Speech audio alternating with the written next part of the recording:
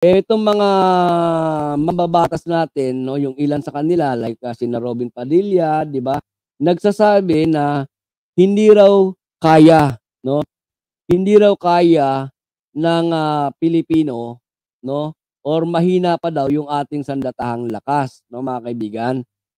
Which is ako naniniwala ako mga kaibigan na yun, walang katotohanan 'no, 'di ba? Kasi eto, konting ano lang tayo, tutal papunta na tayo dun sa ano, yung pag-uusapan natin yung first, trilateral meeting ng mga kaibigan between, US, Japan at saka ng Pilipinas, okey? Ngayon mga kaibigan, eto lang, sisimplihan natin itong pagtalakay dito, 'di ba? Unang-una, napakaimportante malaman ng lahat ng mga kaibigan na itong, first trilateral meeting na ito ay inaabangan 'no, inaabangan ng lahat ng mga tao sa buong mundo, 'di ba? Ngayon mga kaibigan, kung pag-uusapan natin yung ano na lang, very basic na lang 'no, very basic na lang pero hindi po tayo nag-ano, hindi tayo nag-uudyok dito ng giyera, ha? Oh, hindi tayo nag-uudyok ng giyera dito mga kaibigan. Kumbaga praktikal na usapan na lang 'no. Pero mamaya may babasahin tayo na ano, na isang nathalain 'no, na ito ay, galing po sa isang, news, outlet po sa Japan 'no, sa Japan ito, sa Japan. Pero bago natin basahin 'yan mga kaibigan 'no, alam niyo ba na hindi lamang ngayon magkakasama itong, Amerika, Japan at saka US. Tama ba ako? Amerika, Japan, US parang dalawa yung Amerika dun, Okey, Pilipinas, Amerika at Japan na somewhere from the past, somewhere from the past ay naging magkakasama po itong tatlong bansa na ito sa history. Yun nga lang ay hindi po maganda. 'No, hindi po maganda yoong ano, yung past nung tatlong bansang ito, 'di ba? Kung ating maaalala mga kaibigan o yung mga mahilig sa history diyan, tulungan niyo ako, ano 'to, impronto, impronto 'to na pagbabalik sa kasaysayan, 'no? Pagka ganitong mga impronto mga kaibigan 'no, disclaimer lang ay hindi po lahat ng sasabihin ko ay, kumbaga ay, tumatama pero somehow meron, 'di ba? Okey, somewhere in the past, kung maalala natin tayo ay matagal na nasakop ng Espanya, 'di ba? Matagal tayong nasakop ng Espanya. Yung ating mga ninuno ay talagang matatapang na nakipaglaban, 'di ba? At ipinakita ng ating mga ninuno nung ating mga katipunero na ang Pilipino ay hindi po pumapat na nasasakop tayo, 'di ba? Nakikipaglaban tayo talaga, 'di ba? Nakikipaglaban tayo. Ngayon, mga kaibigan, ay natalo ng ating mga ninuno ang mga Espanya, ang Espanya, 'di ba? Natalo ng ating mga ninuno ang Espanya. Ngayon, para lamang po sa pride 'no, kumbaga may pride ang ano, may pride ang Espanya, may pride ang Espanya, hindi nila matanggap na mawawala sa kanila ang Pilipinas ng gano'n-gano'n na lang, 'di ba? So, ang ginawa ng Espanya ay ibinenta tayo sa Amerika.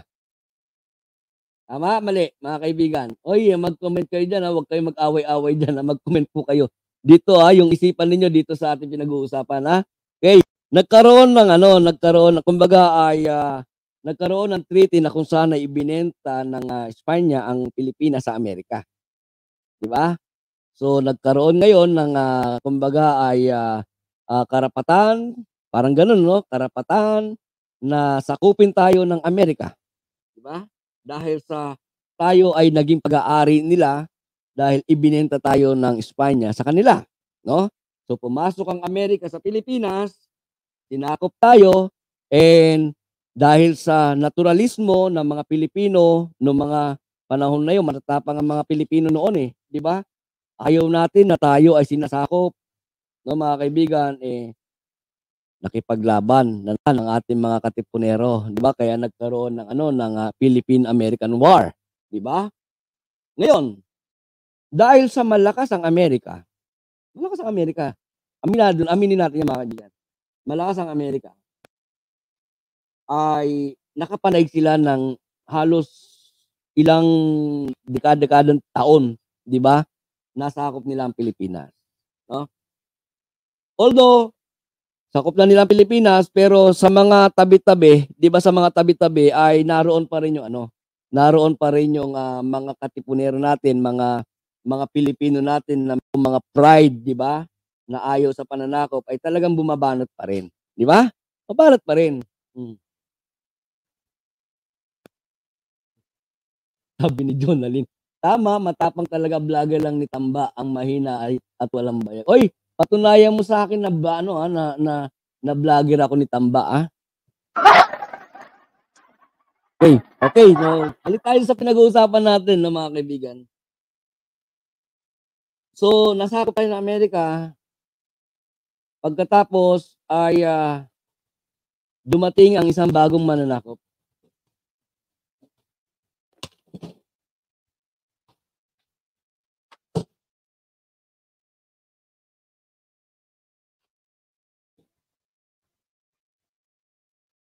Pasensya na mga kaibigan, okey? So, dumating yung isang mananakop 'no, dumating isang mananakop na ang pangalan ay Hapon. Pumasok si Hapon, nagkaroon ng banatan, 'di ba? Amerika, Philippine America versus Japon, versus Japan 'no, mga kaibigan, okey? So, medyo matagal-tagal din yung digmaan na yun, 'no? Medyo matagal-tagal din yung naging labanan ng ano, ng Phil-America saka ng Japan 'no, mga kaibigan. Ngayon, although nagpakita ng, talagang tapang itong Amerika, talagang ano 'no, hindi sumuko, 'di ba, hindi sumuko. Pero mas malakas ang ano, mas malakas ang Japan, 'di ba? Kahit sa pelikula, eh. 'Di ba, alam niyo bakit sumuko ang Amerika? Bakit sumuko ang Amerika, mga kaibigan? Kasi tingnan niyo kahit sa pelikula ni Fernando Poe Jr., 'di ba, wala naman nanalo sa Hapon, 'di ba? Ang Hapon kapagka tinamaan ng bala paglagpas ng kamera tumatayo, bumabangon. Tamang ano, kumbaga tamang inis 'no, tamang inis ang Amerika, sumuko 'no, isinuko ang Bataan. Ay dinadaan na lang natin sa ganito, pero most probably ano, tumpak naman yung ating pinag-uusapan ano, okey? So, eto ngayon mga kaibigan, 'di ba, sinuko ang Bataan 'no, kumbaga tinanggap na lang ng Amerika na yung pinakamalakas nilang puwersa, yung sa, koridor ay hinayaan na lang nila, 'no? So, kung kilala ninyo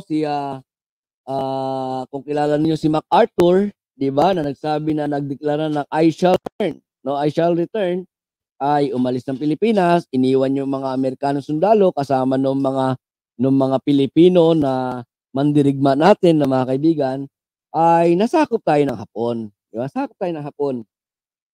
At doon sa pagkakasakop natin sa Hapon mga kaibigan, doon pumasok dun sa kasaysayan yung ano, yung Death March, 'di ba? Yung Death March na kung saan ay, dito maraming mga namatay.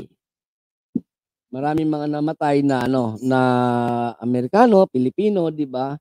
And dito sa Death March din na ito mga kaibigan, ay isa ito sa mga kuwento na nagpatanyag din sa dating Pangulo ng Pilipinas kay Apo Lakay, 'di ba, na kasama siya roon sa march, 'no? Okey, pero hindi 'yun ang pag-uusapan natin, okey. So, nagkaroon ng Death March, sakop ang Amerika at saka ang Pilipinas, nasakop ng Hapon sa Pilipinas, mga kaibigan. Ngayon eto, gusto kong sunugin dito, alam niyo ba yung sinasabi ng ilang mga DDS vlogger at ilang mga influencer, 'no, mga kaibigan, lalong-lalo na si Senat Amy, 'di ba, na maging yung mga ano, yung nagsasabi na hindi tayo tutulungan ng Amerika. Sino ba naman ang Pilipinas, 'di ba? Hindi tayo tutulungan ng Amerika. Hindi tayo babalikan ng Amerika. Sa ginawa ng Amerikano, mga kaibigan, kasama pa rin si MacArthur, di ba? Na sinabi niyang, I shall return. No, I shall return. Bumalik ang Amerikano sa Pilipinas. Di ba? Bumalik ang Amerikano sa Pilipinas. Ipinakipaglaban ang mga inaiwang sundalo na nabihag ng mga Hapon, kasama na ang mga Pilipino, at kasama na ang buong Pilipinas. No, mga kaibigan, naging matindi ang labanan noon. Maraming mga infrastruktura na nawasak, 'di ba? Nagiba, no, mga kaibigan. Pero sa isang paikling kwento, mga kaibigan, ay muling nagtagumpay, no? Muling nagtagumpay ang Amerika, 'di ba? Nabawi at natalo ang Hapon, no, mga kaibigan. Pero pagkatapos ng digmaan na 'yan, mga kaibigan, ang Pilipinas ay talagang kumbaga napulbos ng gusto. 'Di ba, napulbos ng gusto. Pero sa tulong ng Amerika, no, sa tulong ng Amerikano, mga kaibigan, ay muling bumangon ang Pilipinas. 'Di ba, muling bumangon ang Pilipinas pagkatapos sa mahabang panahon kasama natin ang Amerika, 'di ba, hanggang sa ibigay ang ating kalayaan, no, ibigay ang ating kalayaan, bigay yung ating pinaka-independence, no, mga kaibigan. And yun yung maikling kasaysayan, pagbabalik tanaw, na during the past ay nagkasama itong Amerika, Hapon at saka Pilipinas, yun nga lang sa digmaan, 'di ba? Commonwealth, tama si Arnedo Alaez, 'di ba? Sa digmaan. Okay? Ngayon, mga kaibigan, lumipas sa maraming panahon, kung iuugnay natin ngayon sa kasalukuyan, 'di ba? Although nagkaroon tayo ng kalayaan, no? Ang Amerikano nanatili sa Pilipinas, 'di ba? Nagkaroon sila ng mga base militar, 'di ba? Nandiyan ang Subic Naval Base, ang Clark Air Base, 'di ba? Pagkatapos yung kanilang training ground diyan sa San Antonio, sa San Miguel, no? Zambales din. Okay? Ngayon, mga kaibigan, dati sa mga hindi nakakaalam, no, ang pag-stay ng mga Amerika doon sa kanilang mga base militar ay libre po 'yon. 'Di ba, libre 'yon. Correct me if I'm wrong, libre 'yon. Ngayon dumating si Apo Lakay, naging pangulo, no, hindi siya pumayag na malibre. 'Di ba, hindi siya pumayag na malibre yung pag-stay ng mga Amerikano sa Pilipinas, 'di ba? So, umupa, no, pumayag na uupa ang Amerika sa Pilipinas, sa kanilang mga base militar, 'di ba? Ngayon, dati mahabang panahon yung kanilang kontrata doon, no? Ang ginawa ni Apo Lakay, pinaiksi ng pinaiksi 'yon. Pinaiksi ng pinaiksi yung kontrata. Hanggang dumating yung point na nawala si Apo Lakay, 'di ba? Nawala si Apo Lakay. Nagkaroon ng iba't ibang presidente. Tapos ay naging mainit si Estrada, 'di ba?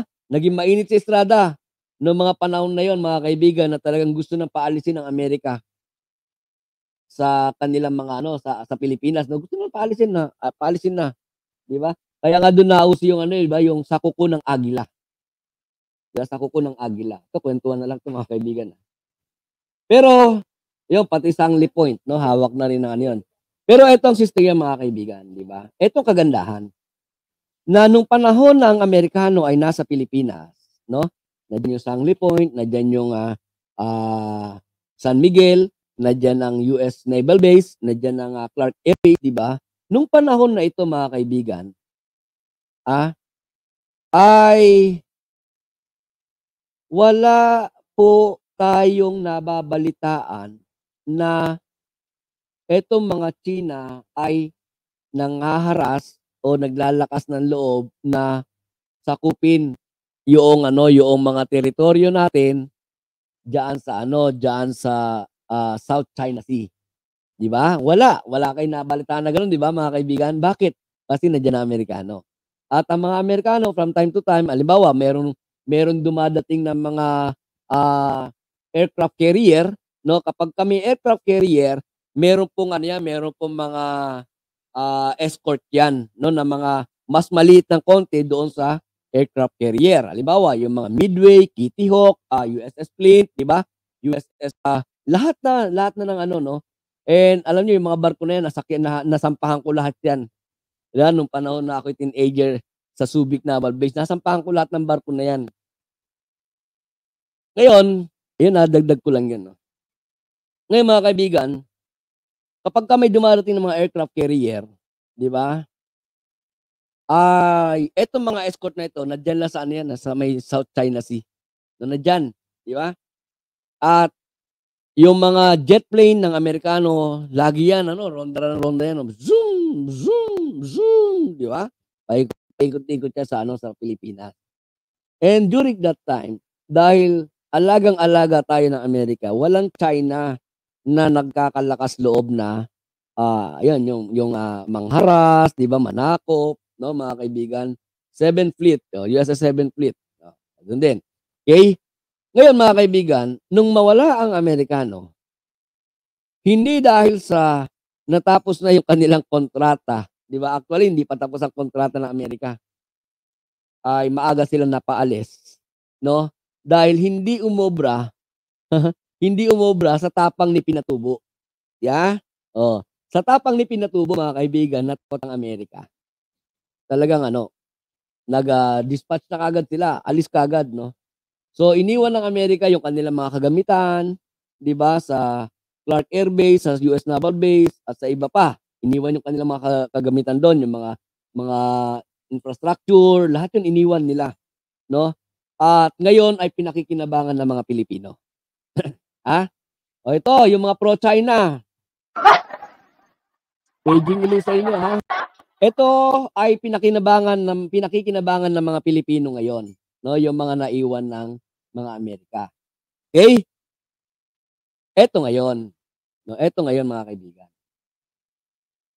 Nag-umpisa na ano, na ayan na, nag-umpisa na ang China, 'di ba? Alam natin lahat 'yan, umpisa ng China hanggang sa, nagkaroon ng iba't ibang mga presidente ang Pilipinas na ewan ko ba, 'di ba, kung bakit takot sa China, 'no? Kaya lumakas ng lumakas ang mga Chekwa, lalong-lalo na diyan sa South China Sea, diyan sa West Philippine Sea. Malakas na sila ngayon, 'di ba?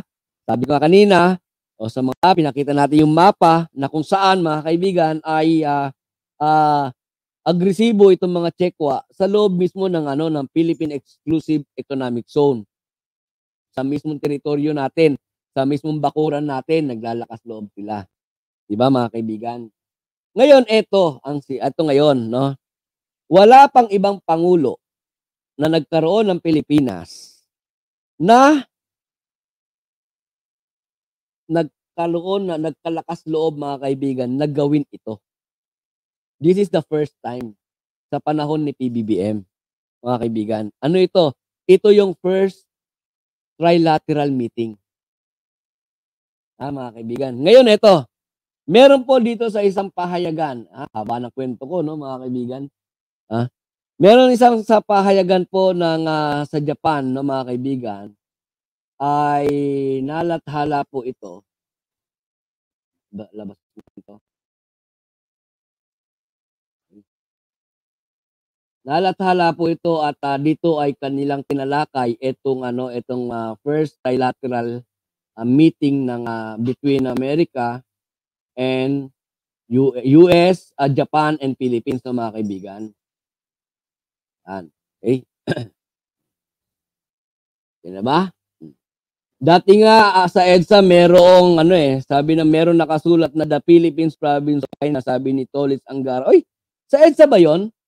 Alam ko 'di ba, akala ko sa probinsya 'yon na yung overpass, 'di ba?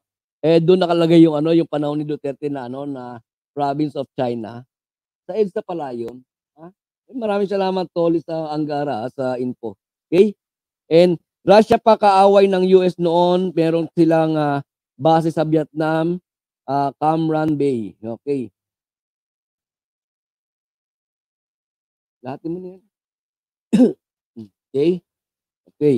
So ito mga kaibigan 'no, puntahan natin itong Nikkei Asia. Pag sabi Nikkei mga kaibigan, ito ay, sa Japan 'no. Ayun pala Unlock the Real Japan. Okay?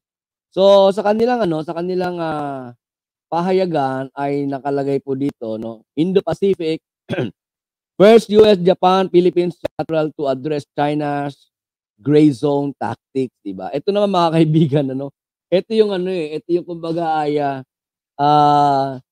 nakakapagpakabala sa ano, no, sa China, 'di ba? Kasi yung ginamit na ano, to address China's gray zone tactics, okay? Ito naman, sa pahayagan naman po ito ng Japan, okey. So, sabi nito mga kaibigan, basahin na natin yung ilan ano. Washington, Manila, US President Joe Biden will add to his collection of minilateral gatherings of allies and partners when he hosts Japanese Prime Minister Fumio Kishida and Philippine President Ferdinand Marcos Jr. in Washington on April 11 for their first trilateral summit. Okay? Unlike the Quad grouping of the US, Japan, India, and Australia, and unlike the AUKUS Secretary Partnership of the Australia, the UK, and the US, the new trilateral does not have an announced name or acronym. Wala pa pong ano to, wala pang acronym, di ba? Okay? But Japan and the Philippines sit in arguably the most critical location for the US when it comes to defending Taiwan against a potential Chinese invasion.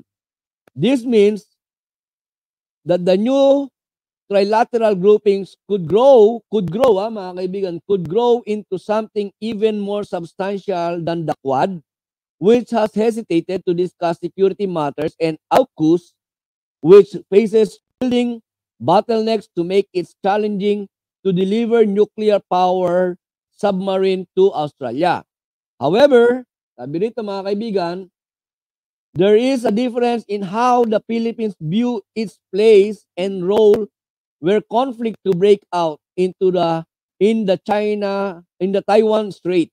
This is something that both the US, the Philippines will have to continue working out, said Elena Noor, a senior fellow in the Asian program and at the Carnegie Endowment for International Peace. So yan na mga kaibigan, yan lang naman halos, no? And sabi nito, April sa trilateral comes amid step up Chinese use of water cannons. Highlight natin ito. Yan. Use of water cannons in the South China Sea attempting to block Philippines ship from resupplying a shipwreck on which a handful of Philippine Marine are stationed. The World War II era tank landing ship Sierra Madre has been left intentionally stranded since 1999 to maintain Philippine claim sovereignty over the Spratly Island. Yan, okay? So yan, malamang na pag-uusapan din yan, no? Okay, sabi rito, hindi wag natin buuin, no? I can tell, ito lang yung mga importante mga points mga kaibigan. I can tell you very clearly that there are many options that are available to us, none of which we are still ready to use at this time, no? Yan yung mga importanteng notes, ha. And yung iba pa. Okay. And dito, sabi nito, all of this is aligning and allowing the trilateral relationship to blossom. It's something more substantial. So ito mga kaibigan, itong trilateral na ito ay kumbaga ay maganda po, no? Maganda, and ito nga ay talagang inaabangan, no? Inaabangan ng lahat, no, sa buong mundo at kung ano yung alam niyo na, 'di ba? Kung ano yung magiging kaganapan dito. Pero ako mga kaibigan, ako ay naniniwala na more or less, no, ito ay papabor sa Pilipinas, 'di ba? Kumbaga bahagi ito, no, bahagi sa trilateral summit na ito mga kaibigan ay pakikinabangan ng mga Pilipino, no mga kaibigan. Dahil sa tatandaan ninyo na lahat ng ginagawa ng ating mahal na Pangulo ay bahagi po ito noong kanyang vision, no, na maiangat ang ekonomiya ng Pilipinas, no? And this time sa pagtatrabaho ng ating mahal na Pangulo mga kaibigan ay hindi lamang yung para sa ekonomiya kundi para na rin sa seguridad. 'Di ba? Para na rin sa seguridad. Dahil nga sabi nga natin mga kaibigan at alam din ito, 'di ba? Alam din ito ng buong mundo na talaga namang sumosobra na ang China sa panghaharas na kanilang ginagawa sa Pilipinas, 'di ba? So, dalawa ang posible dito mga kaibigan, dito sa trilateral summit na ito na sinamahan ng Pilipinas, no mga kaibigan. Ito ay pakikinabangan ng mga Pilipino, 'di ba? So, abangan natin sa April 11 mga kaibigan, no? April 11 po itong sinasabi na first US, Japan, Philippines trilateral, no mga kaibigan. So abangan po natin ito ha. Dahil alam ko marami po ang sa buong mundo ang nag-aabang po nito, no mga kaibigan. So yan lang naman no mga kaibigan. Hindi natin tinalakay itong first trilateral summit para kumbaga ay magdulot no kumbaga ay magbigay ng takot, 'di ba? Unlike hindi tayo tulad ng mga DDS no mga kaibigan na nung makita nagdatingan yung mga barko no na galing sa iba't ibang bansa, ayan na, giyera na. 'Di ba? Ayun na, giyera na. Tapos meron pa akong nabasa mga kaibigan, sabi no, swerte daw talaga ng may pera. Kasi kung magkakagera ay pwede nilang dalhin yung kanilang pamilya sa ibang bansa dahil may pera sila. 'Di ba? Kita ninyo yung mga kaisipan na 'yan. 'Di ba? If I'm not mistaken, galing yung kay Bisdak. Galing nga tayo kay Bisdak yung posting na yun, mga kaibigan. Isipin niyo yung kaisipan na 'yan, 'di ba mga kaibigan? Anong klaseng kaisipan 'yan?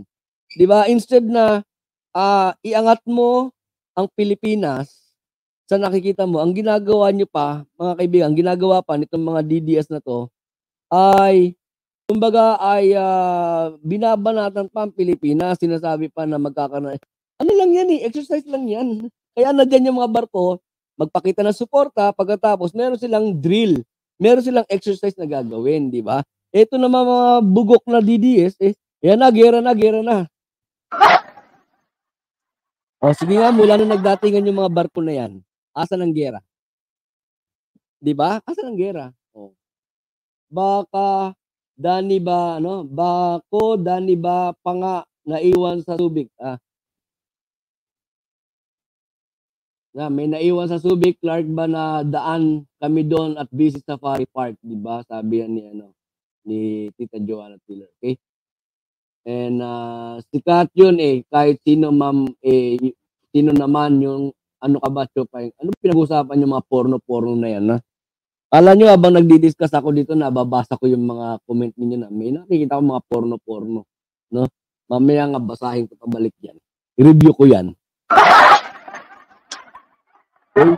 So yan mga kaibigan, abangan natin yung kumbaga pahapyaw lang yung ating ginawang pagtalakay dito sa first trilateral summit ng mga kaibigan, and abangan natin bago umalis ang Pangulo, tapos habang ang Pangulo ay nandoon sa Washington sa pakikipag-meeting sa US at saka sa Japan mga kaibigan, ay abangan natin yung mga kaganapan no mga kaibigan, at ito naman ay ibabalita natin, re-reactionan natin no mga kaibigan. Pero rest assured tayong lahat na ay lahat ng mga pinapasok ng ating mahal na Pangulo ay para sa pakinabang ng bansang Pilipinas, no?